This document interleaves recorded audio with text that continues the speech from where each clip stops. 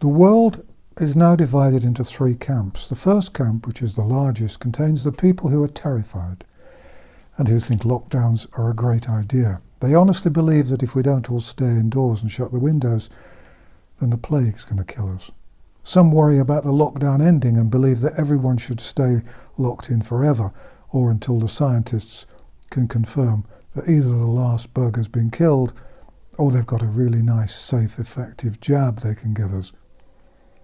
This camp includes those trade union leaders who are insisting that their members will not go back to work until they've all been equipped with the full regalia: gowns, hats, masks, goggles, gloves, white rubber boots, special socks.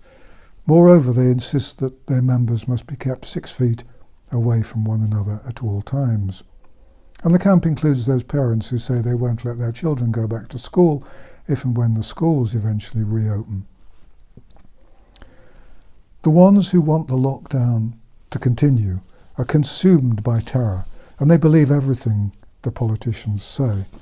They would, I fear, happily drink the deadly Kool-Aid if they were told it would keep them safe.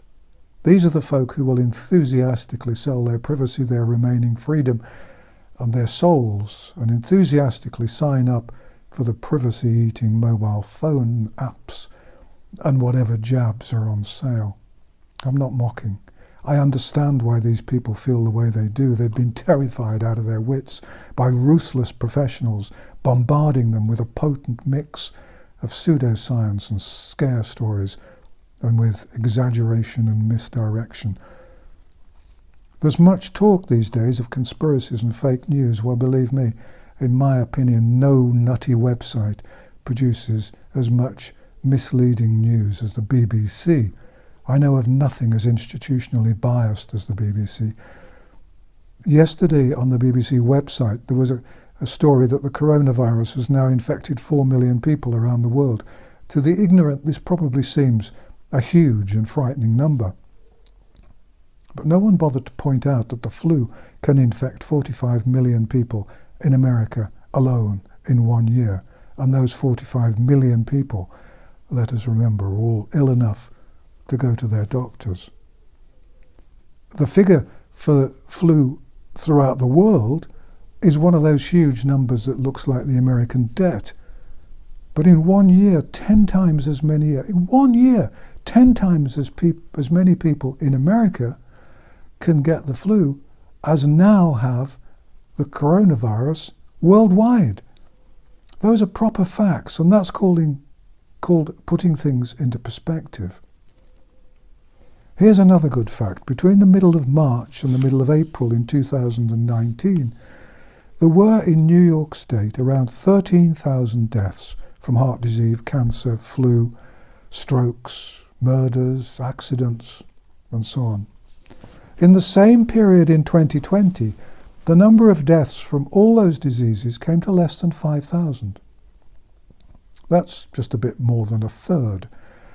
But there were a lot of deaths from COVID-19. How can this be? Have doctors in New York suddenly and secretly found secret wonderful cures for cancer and heart disease and everything else?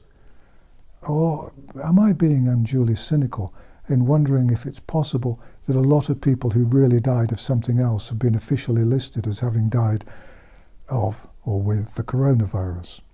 That's been my suspicion for many weeks now. And there's been lots of other evidence to support that. The statistics are bad enough, but the thing that really infuriates me is that no one in authority seems to care that real people are suffering because of these stupid policies. In newspapers and on TV, we've been exposed to a lot of pictures of people who tragically died with the coronavirus and a few who died of it. But we haven't had any pictures of the people with cancer or heart disease or whatever else who are going to die because their treatment's been stopped. There are lots of people who are going to die sooner than they should because their treatment has been halted. Their pictures won't appear on the TV or in the tabloids, and there are already at least 10 times as many people in this category as there are in the COVID-19 category.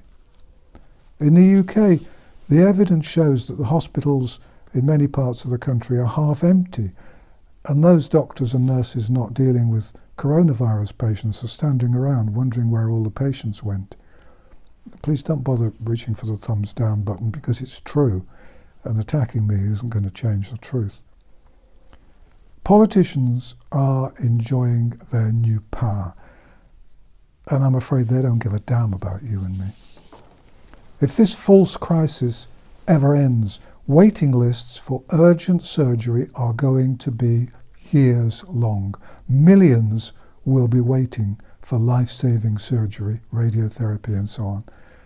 Doctors and nurses know this is happening, and they don't want it to happen. But they're doing what they're told to do by the moronic advisors and bureaucrats and politicians who probably goose-step to work every morning. And as a few Germans discovered 75 years ago, it isn't enough to say, I was doing just what I was told to do. Doctors and nurses should stand up and speak out. I know it may endanger careers. I buggered up my career long ago by speaking out. But this is far more important than anyone's career. And when the time comes to decide who screwed up and who's responsible for hundreds of thousands of unnecessary deaths, the politicians and the bureaucrats will disappear and wriggle out of the responsibility.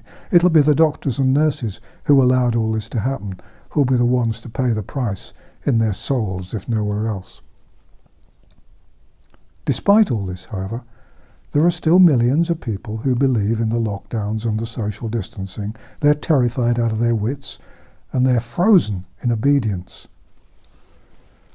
The second camp is the smallest of the three. It consists of people who believe that the coronavirus scare has been wildly oversold.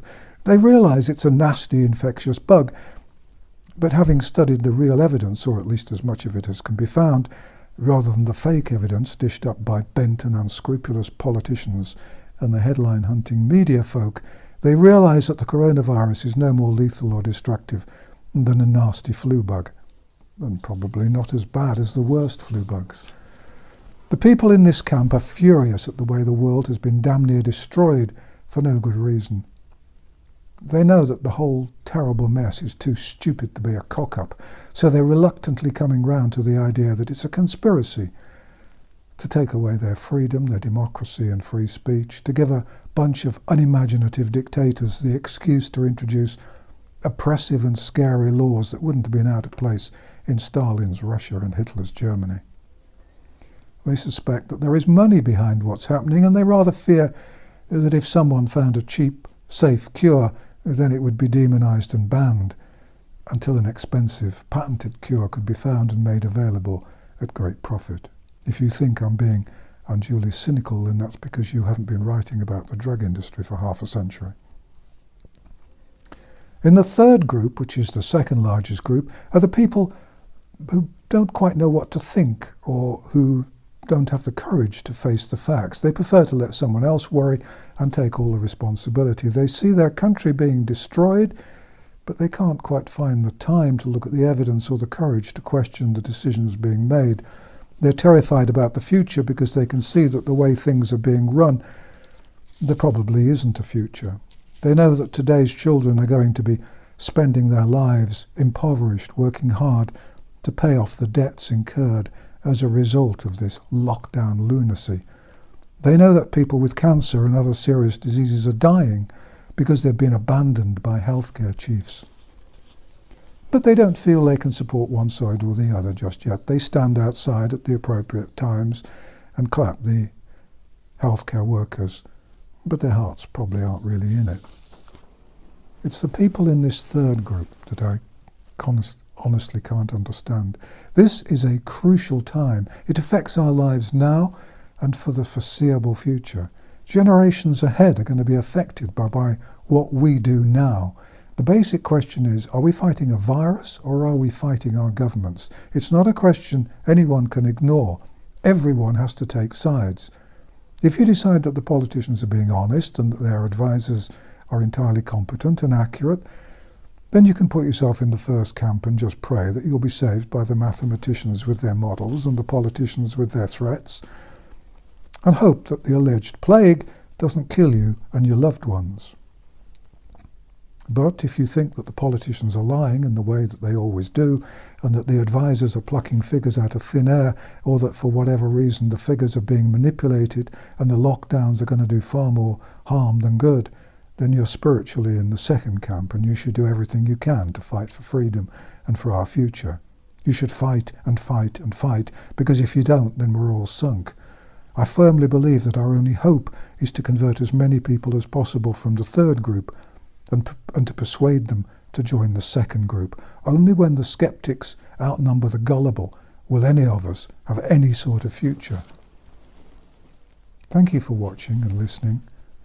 Actually, the listening's far more important than the watching, because who wants to look at an old bloke in a chair? I'm one of the disposable generation. And thank you to all of those who've left kind comments. Bless you. Please subscribe to this channel, and please share this video with as many people as you can. I really believe this is so important. Take care and be kind to one another. The bastards can't take that away from us.